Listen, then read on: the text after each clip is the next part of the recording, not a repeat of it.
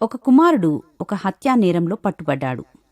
అప్పుడతని తండ్రి ఒక న్యాయవాదిని ఏర్పాటు చేసి, న్యాయవాది యొక్క అద్భుతమైన వాదనలు అందర్నీ కట్టిపడేసే అతని తీర్మానాల ద్వారా తన కుమారుని విడిపించుకున్నాడు.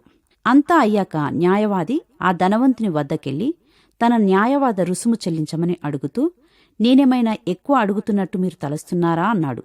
అప్పుడు ధనవంతుడు, లేదు లేదు, ఈ కఠిన పరిస్థితిలో మీరింకా ఎక్కువ అడిగినట్టయితే నేను ఇచ్చేవాడిని అన్నాడు. తనకోసం తండ్రి ఎంత చేస్తున్నాడో కదా అనుకున్నాడు కుమారుడు. రోజులు గడిచాయి. ఈ కుమారుడు తన జీవిత మార్గాలను గూర్చి ఆలోచించుకుని పాత విధానాలకు ముగింపు పలికి పూర్తిగా మంచి మార్గంలోనికి వచ్చాడు. వాస్తవానికి ఇట్టి మార్పుకు కారణం ఒక యథార్థవంతుడైన దైవజనుడు. ఒకరోజున ఆ దైవజనుడు దేవాలయ పునరుద్ధరణ కోసం విరాళాలు సేకరిస్తూ ధనవంతుడి ఇంటికి వచ్చాడు. తన జీవిత మార్పుకు కారణమైన దైవజనునికి పెద్ద మొత్తంలో తన తండ్రి విరాళాలు ఇస్తాడని అబ్బాయి ఆశించాడు. కాని ఎంతో ఉదాసీనంగా ఒక్క 100 రూపాయలు ఇచ్చాడు.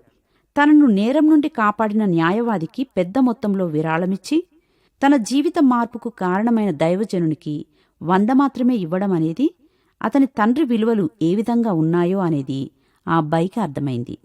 యేసుక్రీస్తు శిలువలో మనకోసం చిందించిన రక్తాన్ని బట్టి, ఆయన అర్పించిన ప్రాణాన్ని బట్టి ఎంతవరకు మనం ఆయనకు విలువనిస్తున్నాం?